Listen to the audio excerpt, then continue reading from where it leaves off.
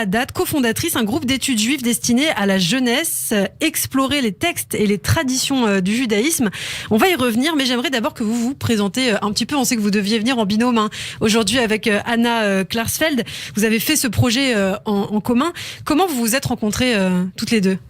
Alors avec Anna, on était déjà toutes les deux passionnées d'études juives et on s'est rencontrées à Pilpoul. Pilpoul, c'est un autre cercle d'études, plus orienté Talmud. Et le soir, on s'est rencontrés. En fait, on était en Chavruta, puisqu'on était à côté, assises toutes les deux. En binôme, c'est ça ? En binôme, exactement, en binôme d'études. Et on a eu une sorte de coup de foudre amical et intellectuel. Et très rapidement, on s'est dit qu'on avait envie de créer notre propre cercle, parce qu'on était aussi passionnés de Tanakh, donc c'est-à-dire la loi écrite, la Torah écrite, ce qu'on appelle la Torah écrite, et que c'était souvent des connaissances assez superficielles qu'on avait sur la Torah écrite, et donc on avait envie de créer un cercle pour pouvoir l'étudier chaque semaine. Alors justement, pour revenir à la création de votre groupe, donc il s'appelle l'Haddad, ce qui signifie savoir en hébreu, c'est ça ? Le but, c'est d'étudier les textes de la Torah, mais plus que ça, c'est aussi de rendre l'étude de ces textes accessibles, puisque c'est vrai qu'on peut avoir quelques difficultés, on peut parfois être lassé, démotivé quand on assiste à certains cours un peu trop stricts, c'est vrai. C'est une alternative aux institutions traditionnelles ? Alors nous, en fait, un des premiers messages qu'on a envie de faire passer et qui se fait passer au sein de notre cercle d'études, c'est qu'on pense que le texte est accessible à tous sans avoir besoin de niveau. D'une part parce que on peut le lire en étant traduit, donc ça c'est déjà une grande chance. Et d'autre part parce que la sagesse du texte biblique, elle doit pouvoir être confrontée, elle doit pouvoir être accessible à tous ceux qui ont envie de l'étudier. Donc c'est pour ça que notre cercle d'études s'organise en binôme d'études, donc en Chavruta, parce que c'est important de se confronter à l'autre, et aussi parce que c'est vrai que les cours magistraux, peut-être, où c'était unilatéral, une seule personne s'exprime et les autres écoutent, c'est moins intéressant et c'est moins... Quand on participe pas en fait à l'étude, à sa propre étude, on est moins impliqué et donc on apprend moins, on découvre moins de choses. Concrètement, comment ça se passe un cours l'ADA ? Donc du coup, on est en binôme, c'est ça, obligatoirement, on est à deux. Et comment ça se passe ? Alors, les gens arrivent, on les accueille. D'habitude, nous sommes à l'Écuge, donc qui se trouve dans le 9e arrondissement, qui est d'ailleurs, je remercie l'Écuge de nous accueillir depuis le tout début et d'être notre partenaire sur ce projet. Donc on accueille les gens, on fait une introduction en fait de la paracha avec Anna. Lorsqu'il s'agit de fêtes juives, on est dans cette période-là, on étudie plutôt les textes des fêtes, mais voilà, de manière générale, on étudie la paracha. Donc on introduit, on fait un résumé de ce qui s'est passé et de ce dont il va être question pendant notre étude.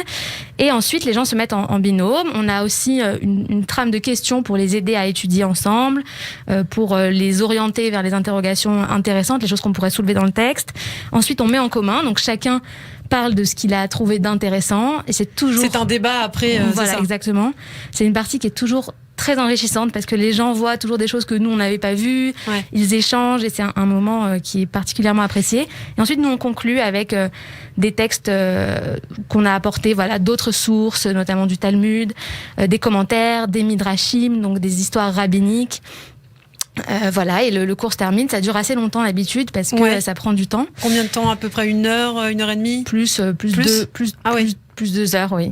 C'est un vrai cours. Tout le monde peut participer aussi. Je crois que c'est important de le dire. J'ai même lu sur Internet que des chrétiens catholiques assistaient à ces cours. Tout à fait. Alors, on a des personnes qui viennent de toutes les confessions différentes. On a eu des personnes, effectivement, chrétiennes qui sont venues à nos cours parce que ce sont des textes importants pour eux aussi et que c'est une perspective peut-être qu'ils n'avaient pas.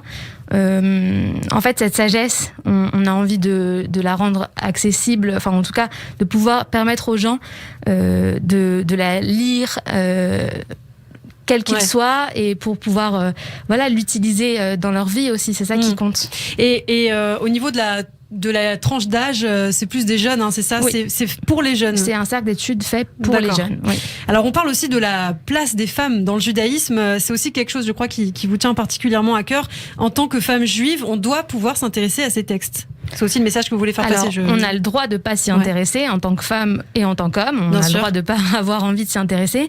Par contre, le fait qu'on soit une femme, ça ne doit pas être un obstacle à l'étude. Parce que c'est vrai qu'il y a de nombreux débats sur est-ce que les femmes peuvent vraiment étudier les textes, etc. Alors normalement, il n'y a aucun problème, il n'y a aucune que quelqu'un m'arrête, mais il n'y a pas de loi juive qui contrevienne au fait que en tout cas le Tanakh, il n'y a aucun problème pour le fait que les femmes l'étudient. Je sais aussi que il y a plus de discorde sur la Gemara, donc c'est-à-dire certaines parties du Talmud.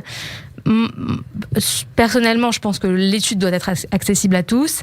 On a beaucoup de filles qui viennent étudier et nous on se pose même pas la question. En fait, c'est un cercle d'études mixte et on veut le conserver comme ça. Est-ce que vous faites aussi intervenir peut-être des rabbins, des personnalités extérieures pendant ces cours ? Alors, on a continué à faire nos études sur Zoom pendant le confinement, on continue à le faire encore aujourd'hui. On a fait intervenir 2 fois en fait des intervenants. C'est pas quelque chose qu'on fait régulièrement parce qu'on a vraiment envie de laisser la place à nos participants de pouvoir s'exprimer et de pouvoir débattre, échanger entre eux. C'est vraiment ça pour nous le cœur de ce cercle d'études. Est-ce que vous avez été freiné peut-être dans ce projet ? Est-ce que des voix peut-être se sont élevées contre ce que vous faites actuellement ? Bah écoutez, non. On a plutôt reçu des encouragements et plein de personnes qui se joignent à nous chaque semaine. Ça sera peut-être le cas. On a beaucoup d'autres projets aussi en cours, mais non, pour l'instant, on a eu un accueil plutôt positif. Alors justement, vous parlez de projets, je crois que vous avez lancé un podcast, c'est ça, un podcast avec aussi l'autre groupe Ayeka, c'est ça, il me semble, non, c'est ça ? Alors, avec Ayeka, il y a plusieurs choses qui sont en cours. Le projet principal, c'est un podcast qu'on lance avec la revue Ténois. D'accord. Dont on a enregistré le premier épisode hier, d'ailleurs. Voilà, merci.